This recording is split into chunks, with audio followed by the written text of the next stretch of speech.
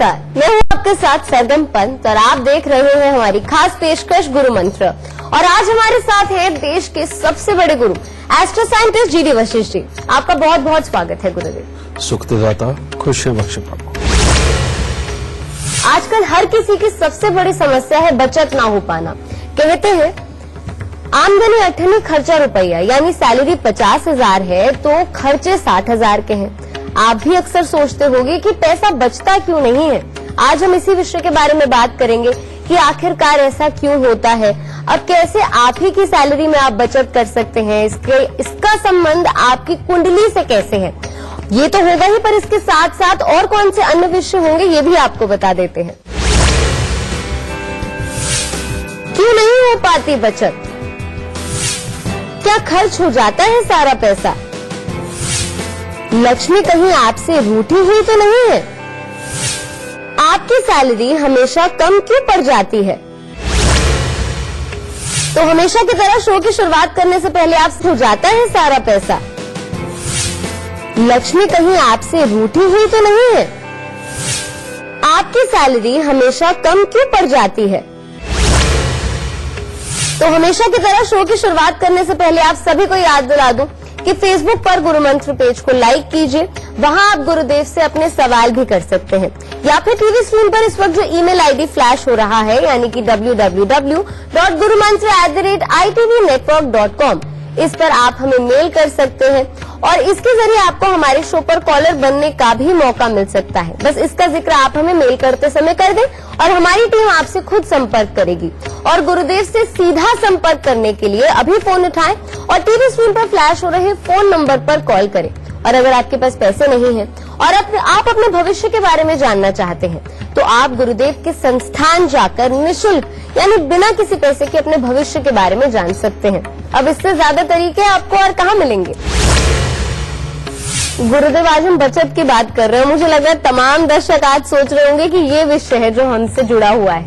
Salary कितनी भी हो, 10,000 हो, 20,000 हो, 50,000, पैसा आता है कहाँ चले जाता है पता ही नहीं चलता, कुछ नहीं बच पाता। तो इसका कुंडली से क्या संबंध है? इसका बेटा सारा संबंध ही कुंडली के साथ है। ये जो पैसा ना बचना, ये कोई एक आध हालात के साथ में अगर किसी के भी जीवन में घटित होता तो टीवी पे बैठ के एक दो उपाय देकर के ही हम सारी दुनिया को खुशहाल कर देते।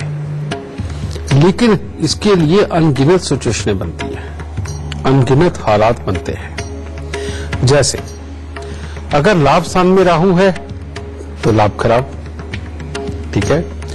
तीसरा घर बहुत ज्यादा एक्टिव हो गया है किसी भी ग्रह के कारण, वो लग गया तो लाभ खराब। चौथे घर में आके पापी ग्रह बैठ गए तो लाभ खराब। शनि चंद्र केतु का इनका मेल हो गया तो लाभ खराब, ठीक है। बृहस्पति जाकर के बिल्कुल ही खराब अवस्था के अंदर हो गए और बृहस्पति के घरों के अंदर उनके दुश्मन ग्रह जाके बैठ गए, तब भी मुसीबत आ गई। तो रजे कोई एक रीजन थोड़ी है, बहुत सारे रीजन है। सबसे पहले जो मोटा मोटी देखा जाता है बेटा कि कहीं पापी ग्रहों का संबंध समझे चंद्रमा के साथ ना हो। चंद्रमा के साथ जब भी पापी ग्रहों का संबंध बनता है तो होता क्या है, सबसे पहले अपनी कंसंट्रेशन में प्रॉब्लम आती है। बच्चा लिखाई पढ़ाई के अंदर प्रॉब्लम क्रिएट करने का लगता है या उसका ध्यान नहीं लग पाता। विपरीत लिंगी की तरफ उसकी अट्रैक्शन बहुत ज्यादा बनने लगती है। इसके साथ ही अपने घर में भी सीलन बार बार उभर के आती है, कभी वॉशरूम में निकल आती है, कभी किसी दीवार पे निकल आती है, कभी किचन में निकल आती है और नहीं तो बेडरूम में भी निकल आती है। जिनके यहाँ ये वाली प्रॉब्लम में हो, समझ लो यहाँ शनि चंद्र का मेल है और ऐसे में घर के अंदर वाकई में तकलीफ बनेगी और पैसे के संबंधित दिक्कत बनेगी और जिंदगी के अंदर जो भी काम करना पड़ेगा जुगाड़ करके ही करना पड़ेगा। और बड़े बड़े काम अगर शनि के खोलने लगते हैं, जैसे कोई इंडस्ट्री लगानी हो, कोई ट्रांसपोर्ट का काम करना हो, गाड़ियों का कोई काम करना हो या गाड़ियों की सेल परचेज हो, कुछ भी अगर करना हो या मकान ही अपना बनाना हो तो उसके बारे में ये ज्यादा नुकसान देता है। ऐसी अवस्था के अंदर सबसे पहला आपको ध्यान रखना चाहिए कि हर मंगलवार को दूध में हलवा बना करके मंदिर में चढ़ा करके बांटना शुरू कर दो। इसमें थोड़ा सा टाइम तो लगेगा, 2-4 महीने, लेकिन सब चीज अपने काबू में आनी शुरू हो जाएगी और घर के अंदर पैसा भी बचना शुरू हो जाएगा। फिर दूसरी चीज, कई बार आप लोगों ने देखा होगा कि जब आप अपने घर पे हैं, माता पिता भाई बहन जहां आपके रहते हैं, आप जब भी वहां पर आते हैं तो आपको काम से संबंधित दिक्कतें आती हैं। लेकिन जब भी आप घर से दूर जाकर के कोई काम करते हैं तो ऐसी अवस्था के अंदर आपका कामकाज बहुत अच्छा चलता है। और जब तक आप घर से दूर रहे थे तब तक अच्छा कमा रहे थे, घर पे वापस आए तो आपके काम धंधे फेल होने शुरू हो गए। ये होता है बेटा केतु की खराबी। इसको ठीक करने के लिए अगर घर पे ही रह करके आपने कमाई करनी है तो अपनी जिंदगी के अंदर तुम्हें एक नियम बनाना पड़ेगा कि आपको मंदिर हर रोज जरूर जाना पड़ेगा, और हर रोज कम से कम 3 केले या तो मंदिर में दे, अगर वो नहीं तो बृहस्पति की कोई भी चीज है, चाहे पीला चंदन आप मंदिर में दे सकते हैं, सूरजमुखी के फूल आप मंदिर में दे सकते हैं, किसी भी तरह का प्रसाद मीठे के रूप में आप ले जाकर के मंदिर के अंदर रख सकते हैं। आपको हर रोज मंदिर जाना बेहद जरूरी हो जाएगा, और केले जितने दान देते जाएंगे उतना अच्छा भी रहेगा। और कान छिदवा के सोना धारण करना और हर रोज केसर का तिलक नाभि जुबान माथे पर लगाना, ये बहुत जरूरी हो जाएगा। तब पूरी तरह से बचत वाले हालात फिर खड़े होंगे। फिर एक और चीज हो जाती है कि अगर घर में मंगल ही खराब है, मंगल सही मायने में अच्छे खासे और बड़े धन का कारक होता है। और एक आपको मैं और बात बता दूं कि जो शुभ मंगल होता है वो इतना ज्यादा भर के रुपया पैसा नहीं दे पाता। जो अशुभ मंगल होता है या बद मंगल होता है वो जब देता है तो बहुत भर के पैसा देता है। ठीक है, इसीलिए जब हम मंगल के सबसे बुरे रूप की बात करते हैं तो वो वहां पर प्रेडिक्शन आती है, कहते ऐसा बच्चा समृद्ध परिवार की दौलत को आग लगाने के लिए जन्म लेता है, यानी कि चौथे घर का मंगल जब वो बद भी हो जाए। ठीक है, उसका कारण ये कि वो उस बच्चे के आने से पहले या उसके आने के बाद में एकदम से घर के अंदर धन को लेके आता है, और बाद में उसी बच्चे के पास से वो धन को खराब करवाता है। और वैसे भी लाल किताब भी बताती है कि जब भी मंगल में पूरी जान होगी तो तब धन मोटा आएगा। तो अब मंगल की जान, अगर घर में बीमारियां रहती हैं, खर्चे बहुत रहते हैं, अपनों के ऊपर ही खर्च हो जाते हैं, शुभ कार्य करते हो तो खुशी पूरी तरह नसीब नहीं होती, तो ये मंगल की खराबी गिनी जाती है बेटा, और तब भी धन की कमी बनी रहती है। ऐसे लोगों को दोनों ही काम करने चाहिए, मंगल के उपाय करके उसको दूर करना भी और मंगल को स्थापित करना भी। मंगल को स्थापित करने के लिए शहद का भरा हुआ मटका अपने घर पे रखो, हर मंगलवार को 8 गुड़ की रोटियां लगवा के बेटा पक्षियों को डालते रहो। ठीक है, ये दोनों उपाय साथ करके चलो। फिर कई बार क्या होता है, घर के अंदर किसी ने भी ग्रेजुएशन तक भी कंप्लीट नहीं की होती, लड़के 8वीं 9वीं 10वीं 12वीं में ही हट जाते हैं, और लड़कियां कई बार हो सकता है कि ग्रेजुएशन के एंड ईयर में हो तब हट जाए, यानी कि पढ़ाई नहीं पूरी हो पाती। इससे आपको समझ आना चाहिए कि बृहस्पति पूरा खराब हो चुका है और ये पहले से ही चला आ रहा है। और ऐसे में क्या होता है, जो घर के बड़े बुजुर्ग रहे होते हैं, या तो उनकी 2 शादियां हुई होती है या जीवन में उनके पास से गलतियां भी हुई होती हैं, समझिए, जो कि मैरिड लाइफ को लेकर के होती हैं, उसकी वफादारी को लेकर के भी होती है। अगर इस तरह की सिचुएशन रही हो तो बेटा फिर बृहस्पति का पितृ दोष का उपाय समय समय पे करते रहो। और वो क्या है, अपने पूरे परिवार से बराबर के पैसे लेकर के किसी भी बुजुर्ग पंडित जी को देखो जिनके बाल बिल्कुल सफेद हों, बुजुर्ग हों और कर्म कांड करते हों, यानी कि रोज परमात्मा की सेवा करते हो, पूजा अर्चना करते हो, आप उनको जाकर के वो पैसे दें। साल में आप 1 बार 2 बार ये काम कर सकते हैं, उनको पैसे दे करके पांव हाथ लगा करके अपने घर के अंदर सुख, समृद्धि और ज्ञान का आशीर्वाद मांगे। और ये आशीर्वाद मांगना बिल्कुल ना भूलें कि आपके बच्चे बहुत अच्छी लिखाई पढ़ाई करें। ये अगर आप करते रहोगे तो अपने आप बृहस्पति प्रबल होता चला जाएगा और घर में रुपया पैसा भी खूब बचेगा, और उसके बाद ही जिंदगी आपकी एक तरह की एक अच्छे ढर्रे पे आएगी। गुरुदेव, ऐसा क्यों होता है कि पैसा बहुत आता है, सैलरी भी बहुत अच्छी है, पर बचता कुछ भी नहीं है, पैसा पानी की तरह बहता रहता है? बिल्कुल। ऐसा क्यों होता है? इसका कुछ कर्मों का इससे कुछ कारण है? कर्म तो बेटा हर चीज में ही आता है, और आप कोई अच्छा काम करो बुरा करो, जो भी कुछ करते हैं उसमें कर्म तो इंक्लूड होता है।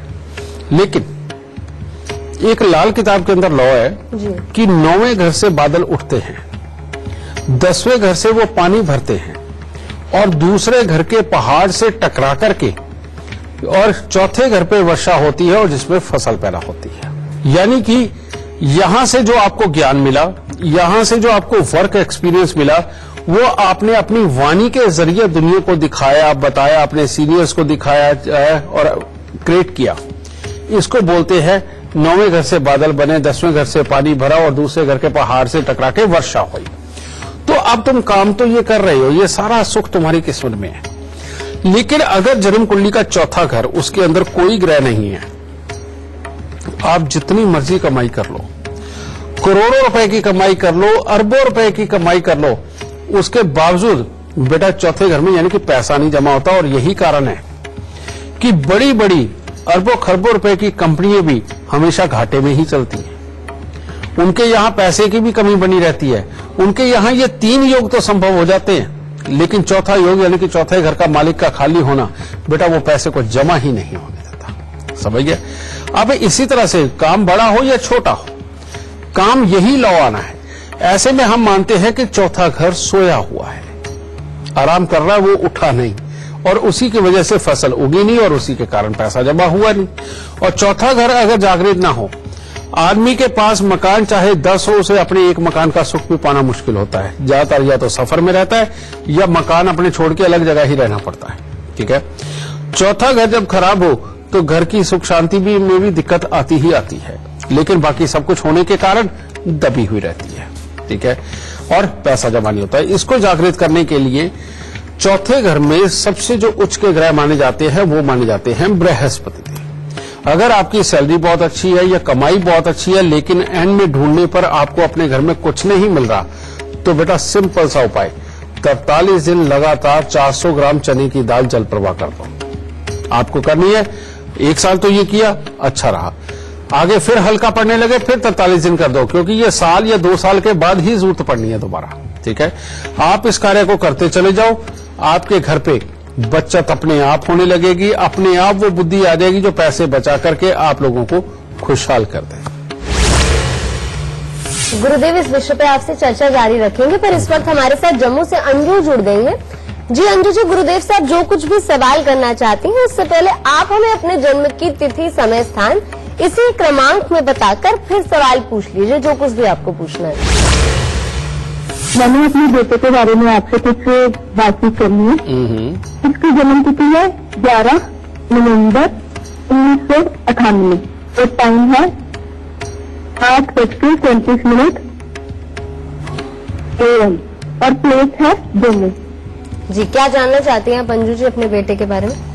गुरु जी, ये ना 2 महीने से विदेश में गया हुआ है। इसकी कैरियर के लिए मुझे थोड़ा सा गुरु जी से कुछ उपाय पूछने हैं कि थोड़ा सा कैरियर और स्टडीज के लिए वहाँ पे जाके सेटिल हो जाए। अभी ये थोड़ा सा बहुत वहाँ पे इसकी सेटिंग में प्रॉब्लम आ रही है। कुछ ऐसा उपाय बताइए कि इसका कैरियर भी सेट हो जाए और वहाँ पे इसकी जॉब भी लग जाए अच्छी। बेटा, अभी मैं बात कर रहा था जिस चीज की,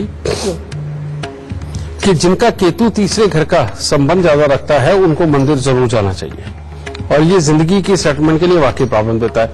फिर दूसरी बात, अब ये विदेश तो चला गया, वहां ये धन तो कमाएगा, और ये योग पिछली मार्च 2018 से ही ये शुरू हुआ है और इसने विदेश जाना ही था, और इसकी सेटलमेंट वहां पर लिखी है, और बल्कि वहां पर ज्यादा अच्छी लिखी है, घर पे आएगा तो बहुत अच्छी सेटलमेंट नहीं लिखी।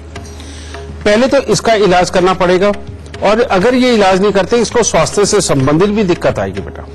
दूसरा है शनि 5वें घर का, जो पिता के सुखों के लिए भी कमी के योग बनाता है, या फिर पिता के साथ विचार नहीं मिलने देता और बच्चे के अंदर भी गुस्सा, इरिटेशन ये बढ़ा के रखता है। तो दूसरा इलाज इसका हो गया। तीसरा बेटा, इसके 12वें स्थान पर बैठे हुए सूर्य और शुक्र का मेल इसके स्वभाव और इसकी सेहत को बार बार खराब करेंगे, और ये भी शाही खर्चे कराते हैं। इसका इलाज करना जरूरी है। हम इन अगर तीनों योगों का इलाज करके चलेंगे, तुम्हारे बच्चे की बेटा कामकाज बहुत अच्छा होगा, सहन शक्ति जैसे जैसे बढ़ जाएगी वैसे वैसे स्वास्थ्य भी बहुत ही अच्छा बढ़ेगा, और आगे चल के इसको पुत्रों के सुख भी बहुत अच्छे रहेंगे। तो उपाय क्या है? यहां पर इंडिया में बेटा, जहां तुम्हारा जम्मू में घर है, वहां पर कुत्ता जरूर पालो। अगर वहां पर कुत्ता रहेगा, उसकी मदद एक तरह की ग्राउंड की उसको तुम्हारे बेटे को इतनी अच्छी मिलेगी कि जिसके चलते हुए उसकी आधी से ज्यादा मुसीबतें तो वैसे ही कम हो जाएंगी। दूसरा उपाय है 43 दिन लगातार 4 पीले नींबू बिना दाग के वो मंदिर के अंदर देखे, और उसके बाद इस बच्चे को कहो कि जितना ज्यादा हो सके, जिस दिन भी टाइम मिले ये बेटा वहां मंदिर में गुरुद्वारे में जरूर होके आए, अगर मंदिर गुरुद्वारा नहीं तो चर्च में होया, ठीक है, माथा टेक के आ जाए। दूसरा बात, फिर एक उपाय तुम्हें करना है, 43 दिन लगातार 8 साबुत बादाम मंदिर में चढ़ाने हैं, प्रणाम करके परमात्मा को 4 वापस उठा के लाने और घर में लाके लोहे के डिब्बे में रखते जाना है। जब ये 43 दिन कंप्लीट हो जाए तो इस डिब्बे को ढक्कन बंद करके एक अंधेरी जगह पे रखवा दो और इन बादामों को उस 1 साल के अंदर कोई ना खाए पिए, 1 साल तक तुमने घर पे रखने और 1 साल बाद उठा करके इनको जल प्रवाह कर दो और डिब्बा भी बाहर फेंकाना। फिर अब तीसरा उपाय, हर रविवार को बंदरों को गुड़ खिलाना, गुड़ और गेहूं खिलाना, और साथ ही रोज अगर हो सके तुम्हारे, बेशक यहां पर माता पिता भी कर सकते हैं, भाई बहन भी कर सकते हैं, चींटियों को आटा जरूर डालते रहे, ठीक है। इतना सा उपाय करके देखो बेटा, इसकी किस्मत हर तरह से उत्तम हो जाएगी, स्वास्थ्य बहुत अच्छा रहेगा, कमाई होगी और ये परमानेंट बाहर सेटल होगा, इसको कोई दिक्कत नहीं आएगी। खुश हैं दादा। तो चलिए इससे पहले आगे बढ़े, हमारे साथ एक लाइव कॉलर जुड़ गए हैं, हमारे साथ गौरव कुमार श्रीवास्तव जुड़े हुए हैं आगरा से। गौरव, गुरुदेव से अपना सवाल करने से पहले आप हमें अपने जन्म की तिथि, समय, स्थान बता दीजिए और फिर सवाल पूछ लीजिए। मेरा नाम गौरव कुमार श्रीवास्तव है।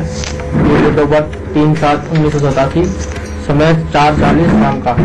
मैं अपने बिजनेस के बारे में जानना चाहता हूँ। मैं जो भी बिजनेस में काम करता हूँ तो मेरा बिजनेस सफल क्यों नहीं हो रहा है।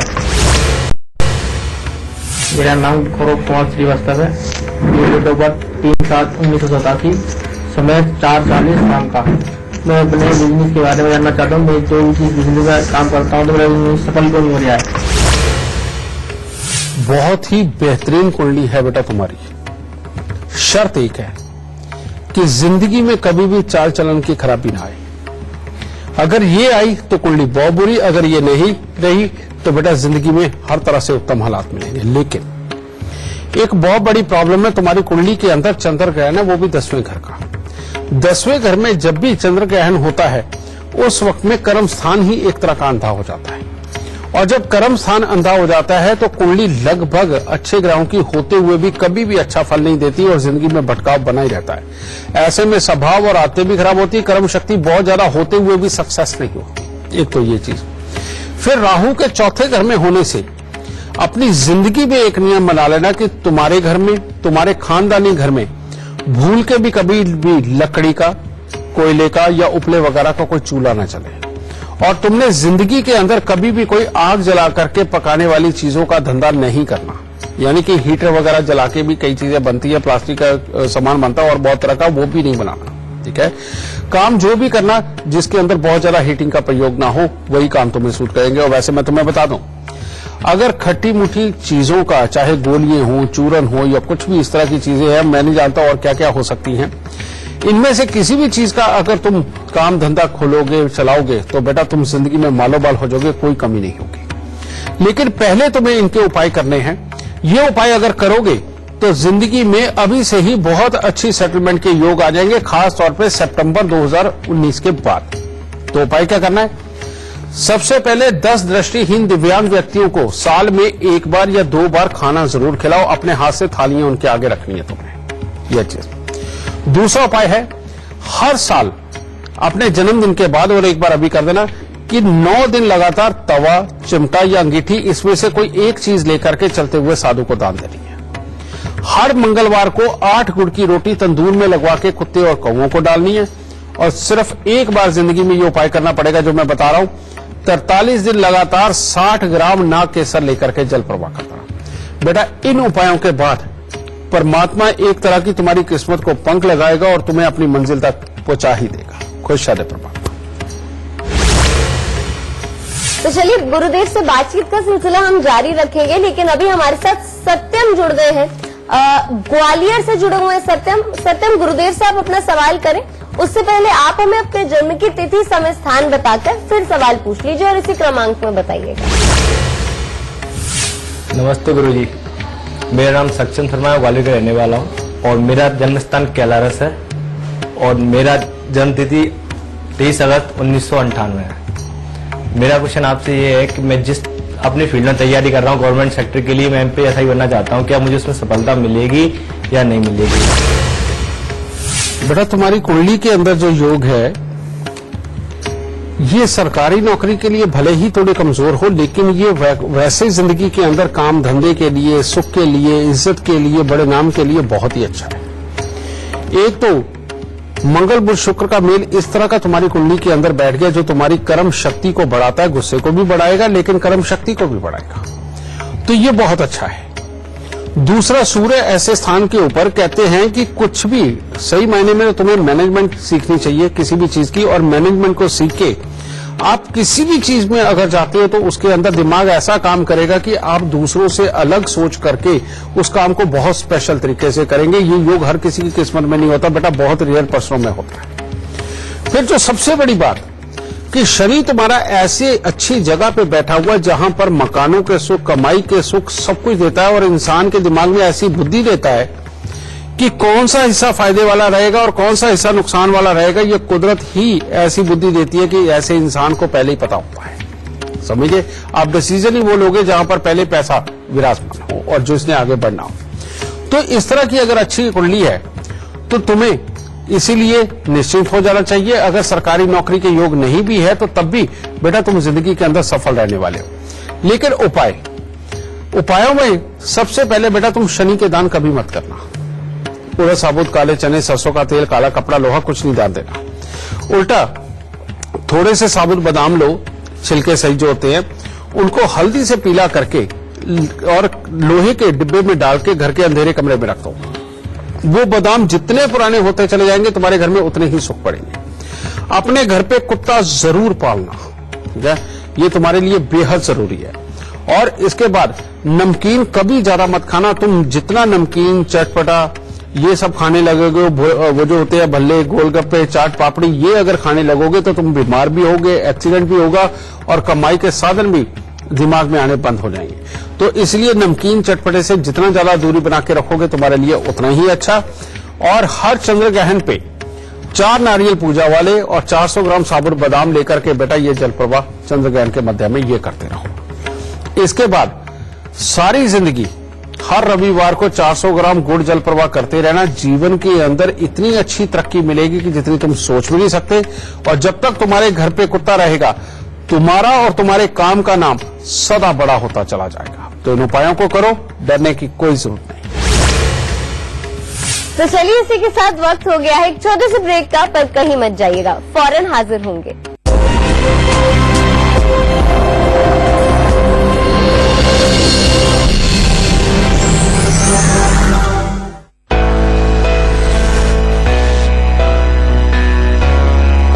बहुत स्वागत है, मैं हूं आपके साथ सरगम पंत और आप देख रहे हैं गुरु मंत्र।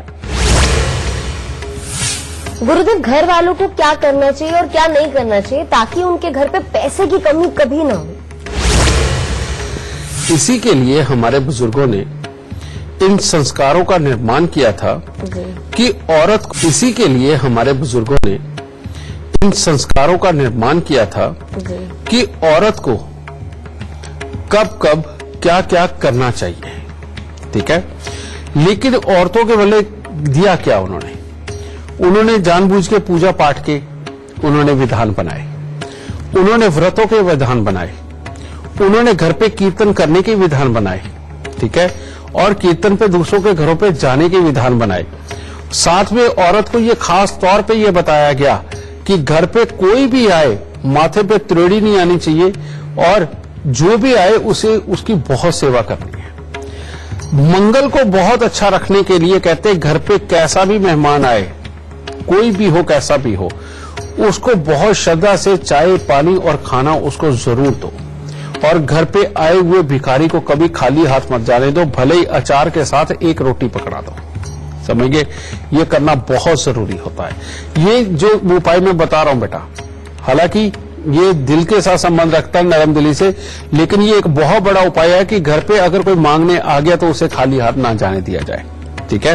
एक तो ये। दूसरी बात, समय समय के ऊपर जितने भी तुम्हारे घर में कसम होते रहे हैं, जिन देवी देवताओं को तुम्हारे बड़े बुजुर्ग पूजते रहे हैं, उनके उन कर्मों को कभी मत छोड़ो।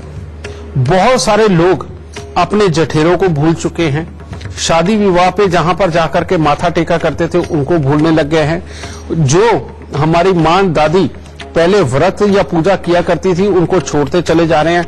ये एक ऐसे कारण है जब तक आप इनको छोड़ते चले जाओगे और इसका दुख जिंदगी के अंदर जरूर पाओगे। जब जब उनको अपना करके चलोगे घर से समृद्धि जा ही नहीं सकती। चाहे व्रत करो, चाहे पूजा पाठ करो, कीर्तन करो, कुछ भी करो, बेटा एक उसमें कॉमन चीज है और वो क्या है कि किसी ना किसी रूप में कोई ना कोई प्रसाद बनके हमारे घर से जाता ही जाता है। वही जो प्रसाद के रूप में हम मंदिर में या कीर्तन की जगहों पे लेकर के जाते हैं, परमात्मा को अर्पित करते हैं या पंडित जी को दे करके आते हैं, इसको आप इस तरह से कभी मत लो कि हम ही क्यों दें। ये तो जब तक तुम अपने घर से ले जाकर के देते रहोगे, परमात्मा तुम्हारे घर पे हमेशा समृद्धि के फूल खिलाई रखेगा। ये जब भी कंजूसी वश या सामने वाले में कमी निकाल करके तुम बंद तो करके देखो, ये उसी वक्त खराब हो जाएगा। अभी पिछले दिनों के अंदर एक बहुत बड़े एग्जाम्पल रहे, वो एग्जाम्पल मैं आपको बताता हूं क्या। बहुत सारे बीच में लोग ऐसे भी रहे जिनको दुनिया गुरु मानती रही और सब कुछ ठीक चलता भी रहा, लेकिन बाद में पता चला नहीं, गुरुओं के द्वारा ही कुछ न कुछ ऐसे काम हुए कि जिसकी वजह से वो गलत साबित हुए। लेकिन जो उनके भक्त रहे, जिन्होंने अपनी अनन्य भक्ति उनके अंदर बना करके रखी और वो सच्चे मन से परमात्मा का नाम लेते हुए भी गुरु को प्रणाम करते रहे, आप देखेंगे उनके जीवन के अंदर जो सुधार रहे वो नहीं बिगड़े, उनका कुछ ना कुछ अच्छा ही हुआ है। इसे बोलते हैं दिल का साफ होना, और जो साफ दिल होता है उसमें परमात्मा आकर के स्वयं वास करते हैं। आपका जिस पे विश्वास है, अगर वो धोखा दे भी दे तो बेटा आपको अपना कर्म नहीं बंद करना, आप अपना कर्म करते चले जाओ, क्योंकि आप साफ मन से हैं तो आपको परमात्मा भर भर के देगा। आप अपने मन में मैल ले आओ, अपने कर्मों को बंद कर दो, और खास तौर पे ये दान पुण्य के नाम पे और पूजा पाठ के नाम पे जो कर्म आपकी जिंदगी में थे, इनको आप छोड़ के देखो, अपने आप परमात्मा कमी करनी शुरू कर देगा। तो जिसने जो किया उसको परमात्मा देखेगा, लेकिन आप जो अपना कर्म करते आए आप उसको देखते चले जाओ। आप जिंदगी में ऐसा हो ही नहीं सकता कि आपके घर के अंदर समृद्धि ना आए, समझे। तो जितने आध्यात्मिक और साफ दिल बन के रहोगे, जितने अध्यात्मवाद को सपोर्ट करोगे, बेटा ये अध्यात्मवाद की बात नहीं है, बात ये है कि ये वो तरीका है जिससे कि हमारे घर में सही मायने में समृद्धि हमेशा बन के रहती है। कहते हैं ना, जो बोल नहीं सकते बेजुबान है, जो जीव है, समझिए ये पशु पक्षी हैं, आप इन पर जितनी दया दिखाओगे परमात्मा आप पर उतना ही खुश होगा। ये बात बिल्कुल सत्य है। आप जब इनको कुछ भी खिलाने के लिए, इनकी मदद के लिए जब इनके माहौल में जाते हो तो उनके शरीर में से जो ऊर्जा निकलती है, हो सकता है वो आपके लिए वरदान हो। तो इसीलिए अपने इन कर्मों को कभी बंद मत करो, आपके घर से समृद्धि जा ही नहीं सकती। गुरुदेव कहते हैं कि तरक्की के लिए पैसे बहुत ज्यादा जरूरी होते हैं, पर आप इसे किस तरीके से देखते हैं? आपको क्या लगता है कि पैसा ज्यादा जरूरी है या तरक्की? दोनों एक दूसरे से कैसे जुड़े हुए हैं? बेटा कई लोगों का तुमने दुनिया के अंदर देखा होगा, नाम बहुत बड़ा होता है लेकिन पैसा उतना बड़ा नहीं होता उनके पास, समझिए। और बहुत सारी दुनिया ऐसी है जिनके पास पैसा बहुत होता है लेकिन उनका नाम कोई जानता तक नहीं, ठीक है। ये अपनी किस्मत पे ही आधारित है। और मेरा मानना यह है कि जिंदगी के अंदर आपके अच्छे कर्मों का नाम होना ही आपकी सबसे बड़ी कामयाबी माना जाता है, क्योंकि ये नाम होना, पैसा तो कोई भी किसी भी जरिए से कमा सकता है, लेकिन अच्छे कर्मों की गिनती के अंदर दुनिया तुम्हें जानती हो, ये वाला कमाई बेटा सबसे बड़ी होती है। पिछले समय के अंदर एक खास बात बोला करते थे कि इज्जत नहीं जानी चाहिए, पैसा भले चला जाए। लेकिन आज का जमाना उल्टा हो गया है कि इज्जत भले चली जाए, पैसा नहीं जाना चाहिए। लेकिन आज भी सत्य देखा जाता है। आप देखिए कि जो इंसान नौकरी में बदनाम हो जाता है, अपने मोहल्ले में बदनाम हो जाता है, अपने कर्म के स्थान पर बदनाम हो जाता है, उसको काम के लाले पड़ जाते हैं, उसको ढूंढने से काम नहीं मिलता, लोग उस पर विश्वास नहीं करते। यानी कि इज्जत तो आज भी काम आती है, और अपनी इज्जत को संभाल के रखना ही सबसे बड़ा पैसा है। और कुदरती तौर पे आप अगर काम करते करते अगर नाम कमा जाते हो, परमात्मा ने ऐसा योग अगर तुम्हारी कुंडली में लिखा है, तो इससे बड़ी कमाई और कोई नहीं होती। रही बात बेटा, चाहे 100 करोड़पति हो जाओ, चाहे 1000 करोड़पति हो जाओ, और चाहे लाख रुपए महीने कमाने वाले हो जाओ, चाहे 20,000 रुपए महीना कमाने वाले हो जाओ, आपको अपनी जिंदगी इस तरह से चलानी है कि जितना पैसा आ रहा है बस उसी के दायरे में जो जीना सीख लेता है और तरक्की के लिए रोज ईमानदारी से जो प्रयास करता है, बेटा इससे बढ़िया जिंदगी और कोई नहीं होती। अपने प्रयास के अंदर आप अपने बड़े बुजुर्गों से, अपने गुरुओं से, अपने कुलीग से सलाह लेकर के रोज कोशिशें करो, लेकिन साथ में अपनी जन्म कुंडली के उपाय करो, ताकि अगर कोई बाधा है आपकी तरक्की में तो वो हट जाए, समझे। और इसके लिए बेटा हमारे यहाँ पर आप जब मर्जी आ सकते हो और फ्री में अपने बारे में जान करके आप अपने लिए उपाय लेकर के जा सकते हो, लेकिन उसके लिए आपको आना पड़ेगा हमारे ऑफिस, ठीक है। और दूसरी बात, जो भी इंसान परमात्मा की शरण में होता है, बड़े बुजुर्गों की इज्जत करने वाला होता है, उसके घर की कमाई चाहे जो मर्जी हो, लेकिन समृद्धि उसके घर में सदा ही वास करती है। और इसीलिए बेटा कभी भी अपने गुरुओं की, अपने बड़े बुजुर्गों का अनादर कभी मत करो, अपने बड़ों का अनादर कभी मत करो। सदा जो अपने बड़ों के झुक करके पूरी तरह से पांव हाथ लगा करके आशीर्वाद लेने का आदी बन जाता है, अगर उसकी किस्मत में कोई 4 दिन बुरे आ भी गए तो परमात्मा उसको 16 दिन सुख के देगा, समझे, और उसको बढ़ाएगा ही बढ़ाएगा। मैंने 4 दिन इसलिए कहा कि नंबर 4 राहु का होता है कि अगर कोई खराबी आ भी गई, और मैंने 16 दिन इसलिए कहा है क्योंकि बृहस्पति इसी अंक के साथ जुड़े हुए हैं। हालांकि 16 के साथ 7 बनता है, लेकिन केतु है जो बृहस्पति के चेले हैं। तो ये छोटे छोटे ज्ञान भी आपको साथ के साथ मैं देता रहूंगा। तो बेटा ये अगर आप करते रहोगे, जिंदगी में ऐसा हो ही नहीं सकता कि आप खुशहाल ना रहें। अपने मन को हमेशा तसल्ली दे करके रखो कि वो उड़े नहीं, और उस उड़ने की चाहत में कहीं कोई बुराई अपने मन में मत पनपने दो। जिंदगी में सिदक के साथ जीना, बिना टेंशन के जीना, ये सबसे अच्छी और सबसे खुशहाली वाली जिंदगी होती है। ताता सुख। तो चलिए इससे पहले आगे बढ़े, हमारे साथ करण जुड़ी हुई है जालंधर से। जी गुरुदेव से आप जो कुछ भी सवाल करना चाह रही हैं, उससे पहले आप हमें अपने जन्म की तिथि, समय, स्थान बता दीजिए, फिर सवाल पूछ लीजिए आप। तो मैंने इसके ना काम के बारे में पूछना है। डेट ऑफ बर्थ इसकी है 25 दिसंबर 1996, 1 PM टाइम, जलंधर। क्या सवाल है आपका, क्या पूछना चाहते हैं आप? वो ना कैरियर के बारे में पूछना है। इसके सेटिंग में होंगे, काम कर रहा है, वो रेडीमेड कपड़े की दुकान है ना, उससे काम सीख रहा है। तो अब 2 साल हो गए काम तो सीख लिया है। आप इसकी सेटिंग के बारे में पूछना है कि कब होगी, कपड़े की ठीक रहेगा इसका काम, और कब शॉप कर लेगा। बेटा इसको गुस्सा कितना आता है और इसके पेट में गैस एसिडिटी कितनी बनती है? गैस तो इसके पेट में बहुत दर्द रहती है, महीने में एक बार तो इसके पेट में दर्द रहती है। बिल्कुल, यही एक ग्रह ऐसा है जो इसके पत्नी के सुख, इसके पुत्र के सुख, इसकी कमाई के सुख और इसके स्वभाव के सुख, इन सबको खराब कर रहा है। अगर इस ग्रह योग का इलाज करके चलोगे तो बेटा इसकी कुंडली इतनी अच्छी है कि जिसके अंदर कहा गया है कि भाग्यवान, जिसके पास हर तरह की समृद्धि और काम का सुख हो, लेकिन सिर्फ इसकी एक वजह से, इस एक ग्रह की वजह से माँ और बेटा दोनों को दुख तकलीफ लिखी हुई है, और बाद में पुत्र और पत्नी के सुखों में भी दिक्कत लिखी हुई है, और पेट के अंदर पहले गैस, एसिडिटी, कब्ज वगैरह, और बाद में बुढ़ापे में जाके किडनी या लीवर की दिक्कत, ये भी लिखी हुई है। इसके लिए सबसे पहले तो इसको ये चीज चाहिए कि जब भी मौका मिले, यानी सुबह, दोपहर, शाम, जब भी इसने खाना खाना हो तो ये रसोई घर के अंदर बैठ के ही खाना खाए। ये पहली बात। दूसरी बात, यहां पर मिट्टी के लोटे के अंदर देसी खांड भर के उसको वीरान जमीन के अंदर दबाए। और दूसरा, हर मंगलवार को कन्याओं को मिश्री वाला दूध दे। और तीसरा, यहां पर बुधवार के दिन बकरी को अगर ये काले चने देता रहेगा तो इसके लिए बहुत उत्तम होगा। और अगर कन्याओं को दूध मिश्री ना दे सके तो दूध चावल उनको दान में देता रहे, छोटी छोटी कन्याओं को। ये इसके लिए सबसे उत्तम उपाय है बेटा।